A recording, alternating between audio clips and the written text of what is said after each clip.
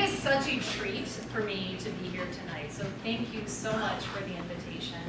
This is a real joy to be a part of this celebration. I remember very early on when I came into this conservation community of Chicago Wilderness Region that, and that was right about 2010, this was brewing. And it was so exciting to be able to listen to those kind of conversations. And somehow 10 years have passed. We haven't aged, but 10 years have passed, and look at what has happened. Part of what I'm going to talk about today is really about the successes that we have and what it means for a whole host of wildlife species, and how what we do matters and what we plan matters. Can you, because I can't see my notes, can you keep my little light on? Perfect. So as Cindy mentioned, I'm at the Field Museum, and I've spent about the last 14 years there, and what I've been doing there is really trying to deepen my understanding about the ecological systems and about the connections that people have to the nature throughout the Chicago Wilderness Region. And much of my work has been really focused on embedding climate considerations into landscape planning and management. And this really requires being able to toggle between a national and a regional and local perspective. It also requires really deliberate connections that are created between the overall goal of healthy, resilient landscapes for people and nature and the intentional partnership building that's needed to co-develop diverse and community-centered pathways to achieve that goal. In recent years, urban pollinators have really been a central focus of ours at the museum, in large part because we know by creating diverse pollinator habitat, we're obviously benefiting a whole suite of wildlife species, from bees to butterflies and birds, but also because pollinators like the monarch butterfly have such deep cultural ties to so many communities. And it's these cultural ties that really enable us this window into engaging a wider cross-section of people and organizations who might not be recognized as traditional conservation partners. Working on the monarchs and urban pollinators has really pushed us at the museum to reframe, sometimes even challenge some of our long-held ideas about what real conservation looks like and who's a part of that work. And what we've been trying to do is really stretch our hearts and our minds into these intersectional spaces that can really bring about co-benefits for wildlife and community well-being. So what I would like to do tonight is share some thoughts on what this can look like by illustrating how monarch efforts in urban landscapes can really highlight the significant value that cities hold for wildlife, and then to provide a few examples of how to connect and amplify the actions that we're doing in our urban regions to benefit both conservation and people. So I'm going to start out first talking about insects. And we know that the plight of insects is one that we're seeing play out across many different animal groups. It's what is recognized as Earth's 6th mass extinction. And we are so incredibly indebted to these small but mighty creatures for the vital services that they provide. From serving as pollinators for over 80% of the flowering plants around the world, recyclers of nutrients, sources of food for other animals. Insects are the most numerous and diverse group of organisms on this planet. They tether together every freshwater and terrestrial ecosystem across the planet. And they are in trouble. Recent studies reveal that insect populations have declined by 45% in the last 40 years, and that 5 to 10% of insect species have been lost over the last century and a half. Now, a group of insects hit particularly hard is native bees. The Center for Biological Diversity found that more than half of native bee species in the U.S. with sufficient data to assess are declining, and that 1 in 4 is imperiled and at an increasing risk of extinction. This includes many Lepidoptera species. They are plummeting both locally and globally, and one of the most well-known examples is that of the monarch butterfly. This graph is showing us the eastern population and the decline that it has had over the past 2 decades, which is more than 80%. So if you see that red line across the graph, we are far below that red line, which represents the goal of having 6 hectares of overwintering monarchs in the mountains of the state of Michoacan in Mexico, which is the minimum amount needed to sustain this eastern population. And we have only been at or above this goal mark for twice in the last 14 years. Now, the culprits of the decline for monarchs, for pollinators, they're numerous. They're often characterized as death by 1,000 cuts. But the primary drivers of decline are habitat loss, heavy pesticide use, climate change, and urbanization. And these threats are, of course, not just affecting insects. They're affecting other species like birds. Nearly 3 billion fewer birds occur today than in 1970 due to the loss of habitat stemming from conversion to agriculture and to urbanization. And the greatest habitat loss has occurred on our prairie grasslands. Prairie grasslands are now considered North America's most endangered ecosystem. The landscape transformation that has taken place in the United States over the past 200 years is nothing short of staggering. In 1800, over 90% of the global and country level population lived in rural areas, only 10% in cities. Urbanization then rapidly increased throughout the 19th century, reaching 40% in the U.S. by 1900. And now today, more than 80% of the U.S. now lives in cities, and over half of the world's population does as well, expected to increase by 70% by 2030. And urban land is expanding even faster than the urban population. Critically, however, more than half of the area projected to be urban in 2030 has yet to be built. So this is the moment to get our cities right. We can either build and manage our urban landscapes in ways that bolster and support nature, or in ways that continue to degrade it, losing species and systems along the way. You may wonder whether actions to rewild our urban places will even make a difference for nature. Does it matter for monarchs? Does it matter for birds? It's actually a really good question that's been quite hard to answer recently. Now, we do know that cities need nature for so many different critical ecosystem services. Can you speak louder? Your voice is going lower and lower. Thank you, I will. Thank you. From providing cleaning our air, cooling our neighborhoods, reducing flooding, be able to provide access to green spaces for people to have places to be able to recreate physically and to nourish their spirits and souls, emotionally and spiritually. But what may be less clear is whether nature actually needs cities. This question is at the core of the work that my colleagues and I take up at the museum's Keller Science Action Center. And I'm going to share with you how we address this question, what we found, and how it can really help us think about new pathways to increase conservation impact. So this map, I think, is very familiar to many of us in the room. It's a map of the Chicago Wilderness region, and it's a geography where many partners, including many folks in this room, have been deeply engaged for over 3 decades. The region covers parts of 4 states around the Southern Basin, including parts of Wisconsin, Illinois, Indiana, and Michigan, and it has some of the highest quality prairie grassland and wetlands and black oak savanna that remain in the region. The dark areas you see are formerly protected sites, while the light green areas represent a range of different land use types with the potential to connect and support wildlife and people. And taken together, there are nearly 8 million acres that can provide vibrant nature and improve the collective home for nearly 10 million people. It's in this context, and I might even try to use that headset, even though it was a little bit tinny, because I know my voice is going to go. It's in this context and using a pollinator lens that we were really exploring this question of whether nature needs cities.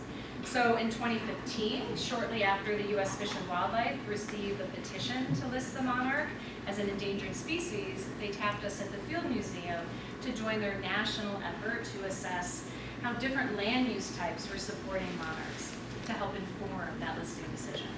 And so we led the work on the urban landscapes with a project called A Monarch's View of the City. And this effort was a deep dive across the monarch's Midwest flyway to understand how much of its host plant, the milkweed, was already on the ground in cities, and to identify the best places and the best ways to increase milkweed, as well as diverse pollinator habitat across our urban places. We worked in 4 large major metro areas, including the Twin Cities, in Chicago, in Kansas City, and in Austin, Texas, which you see here in blue stars. And I think part of the reason that it has been so challenging to understand whether cities can really support conservation efforts is how we typically view them. And we typically view them using national scale data that's typically at a 30 by 30 meter scale, which is great to look at a county level scale. But when you apply it to a place like downtown Chicago, where the Field Museum is, all you're seeing is wall-to-wall red, which indicates development. So it actually looks like there are 0 opportunities for habitat within downtown Chicago. Okay, tell me if this is just terrible. Sounds good. Is it okay? All right. If it starts being squeaky, I'll put it down. But the big reveal.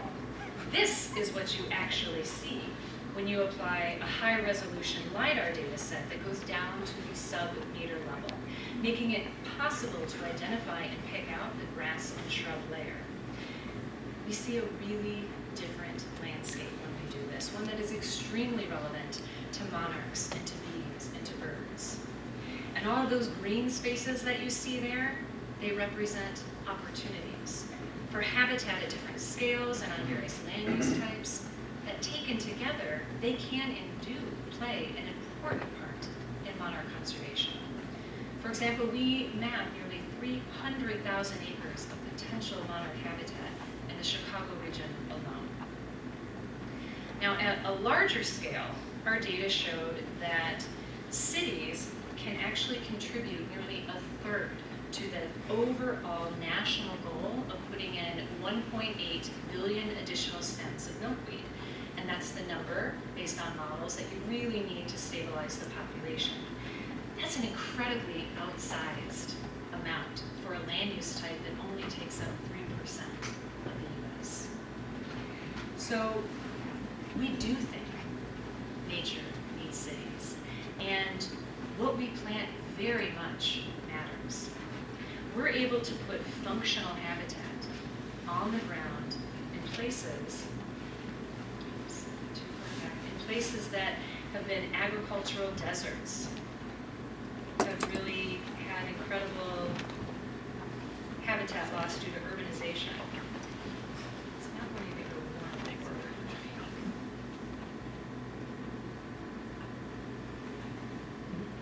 Darn it. I have such good pictures of my backyard, too.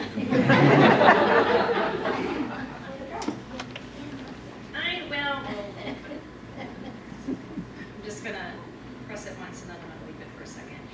What you might see on here are really, really beautiful pictures from my small yard back in August during a 5-minute period of time, because I'm also a science nerd and I was taking some data on the backyard, as one does. And we saw brown-belted bumblebee, leafcutter bees, honeybees. We saw eastern bumblebee. We saw a male adult monarch butterfly, a caterpillar monarch, and an eastern swallowtail. And perhaps like me, you get ridiculously excited when you're seeing this kind of biodiversity in your very own backyard. Never did come up. I swear to God, I will send them out to you so you don't think I am a liar. But I think I'll just skip to this one here. So the idea is that there have been incredible success stories about all of the small actions that people can take up because they collectively can have significant significant gains for wildlife species.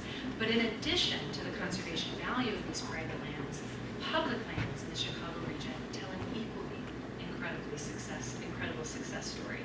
And this is because nearly 10% of the land in the 6-county metro area is protected, and it's managed explicitly for wildlife in the county reserves and in the state parks, totaling 220,000 acres. This includes more than 2,000 grassland sites that are shown here on the map that provide critical habitat in an otherwise very challenging landscape.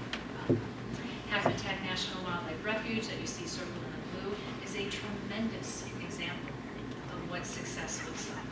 These prairie restoration efforts have resulted in real gains for wildlife. A report led by the Bird Conservation Network showed that 27 grassland bird species that had sufficient data to assess, about half of them were either stable or growing in this region. Birds are actually doing better in the metro area than they are in the surrounding rural area, even declining in at-risk species. This is what your efforts to establish and grow this wildlife refuge has helped to accomplish. It's incredible. Things like Henslow's sparrow, for example, is declining nationally. But over the past 2 decades, the population has significantly increased in the Chicago region, so much so that the region is now a globally important landscape for this bird. Bobolink, which is also declining nationally, is still pretty much holding its own in this region, with the majority of the breeding population in Illinois occurring right in the Chicago wilderness region. And for both of these species, the key element has been managing moderate to large grassland habitats with their requirements in mind. Things like grasshopper sparrow and eastern meadowlark and dickcissel, they're all responding positively to the types of restorations that are happening. Now, we're not going to have probably enough space in most cities to have breeding areas for prairie chickens or anything like that. However, there are really great examples that even having kind of moderate to smaller size spaces can have this great value for grassland birds. So the example that you see here, it's less than 10 miles from Midway International Airport. It's Wolf Road Prairie, if anyone's familiar with that. It's an 80-acre forest preserve where, despite its smaller size, it has breeding populations of field sparrow and willow flycatcher. The urban spaces are also full of rare plants and surrounded by people who can come here and experience what a prairie looks like, what it smells like, what it feels like across all the seasons of the year. They can even catch a glimpse of the relatively common sight of American woodcocks, and I'd love to see somebody see these little critters for the first time. It's a really joyous experience. They have no idea what they're looking at. And they're all over. So we can work to really connect these small and moderate sized spaces to create corridors across the larger landscapes. And despite the Chicago region being extremely fragmented, we do have intact ecological connections that are maintained and fostered through these corridors. The creation of Hackmatack, as you know, is based on a cores and corridor concept, and it plays a key role for pollinators and migratory and breeding birds. This map shows the areas that have emerged for us at the Field Museum as high priority. And the reason why they're high priority for us is, one, they're where existing critical connections are, including right along the Chicago lakefront, which is a very significant area for migratory birds. But it's also based on where we have established partnerships and networks and the proximity to environmental justice communities that would really benefit most from the investments made to increase climate resilience. Now, transforming this map into a reality is obviously no small task. And our efforts to help achieve this is based on what we call a community-centered approach. And what I was hearing earlier during the awards, particularly to Gil, is that is something very much part of the core aspect of the engagement that you're doing here in the outreach at Hackmatack, which is really wonderful to hear. This approach, as you know, it's based on relationship building to advance diversity, equity, and inclusion. And it delivers tangible conservation and community benefits, essentially by engaging communities across all aspects of the work, from top to bottom. The practice emphasizes collaboration, listening and learning, sharing power, sharing resources, and showing up for communities in the way that they need. It helps to ensure that the outcomes benefit all, particularly those who have been harmed or excluded by racism or other forms of oppression. So how do we apply this practice in urban places to deepen and expand our conservation outcomes? Well, we start by really stretching beyond whatever conservation targets we may have, be it pollinators or birds or bees or carbon sequestration. And we think through how the actions we can take for conservation are part of this larger system that either directly or indirectly intersects with elements of community well-being. For example, creating equitable access to green spaces and eliminating environmental harm in neighborhoods, it supports social justice efforts, green infrastructure planning, public health, all the while restoring prairies and creating habitat for pollinators and birds. So while the goals may be different, the practical outcomes can be real value added. And by identifying the opportunities where alignment can exist between community interests and wildlife conservation goals, we engage a much wider cross-section of urban residents to take up these actions that really help to increase both environmental and human health, ultimately benefiting our collective health. And it doesn't mean that we have to stop doing these amazing conservation-focused programs and advocacy efforts. I mean, these have been so effective in being able to connect many people to nature and shaping important policy. I had a blast with my kids at the very first Urban Birding Festival that was held in the Chicago area this summer. It was wonderful.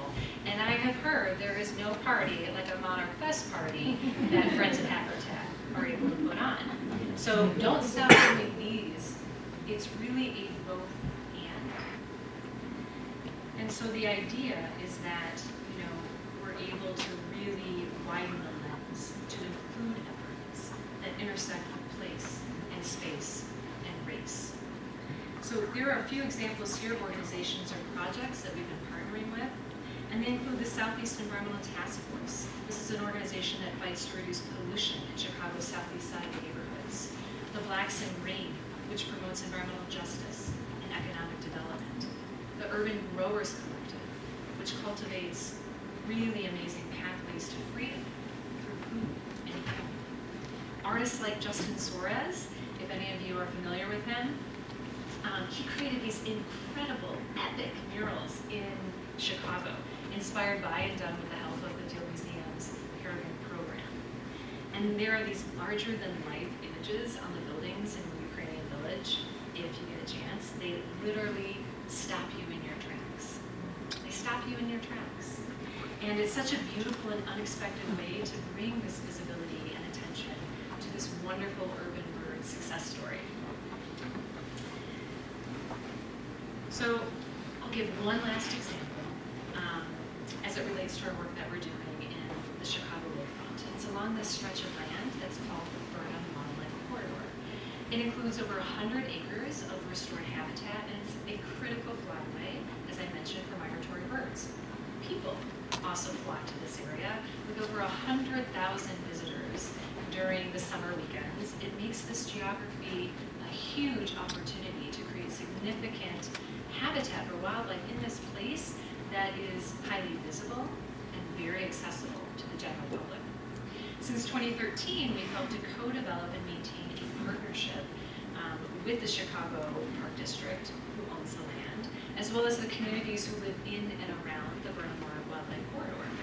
And the aim of this partnership, it's called Roots and Routes, is to ensure that communities help shape how that area is restored and how it's used.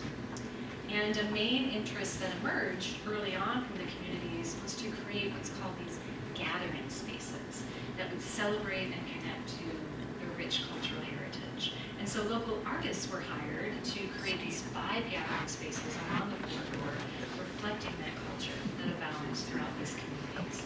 And not to pick favorites, but I did. One of my favorites is called La Ronda Pedicata.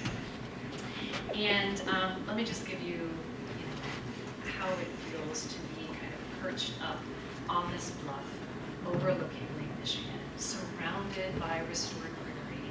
It's this circular sculpture that is inspired by the magic symbolism of the butterfly, by harmony with nature, and by migration. It's located in Pilsen, which is a Mexican-American community with really strong ties to the state of Michoacan, where the Monaco winters. And it's used for different galleries and programming, gatherings and programming throughout the year. And that includes, just recently, the Dia de los Muertos, the Day of the Dead, which is a very deeply spiritual celebration that brings together families from across the city. So this is a really great example, I think, of how we can make conservation more relevant to people.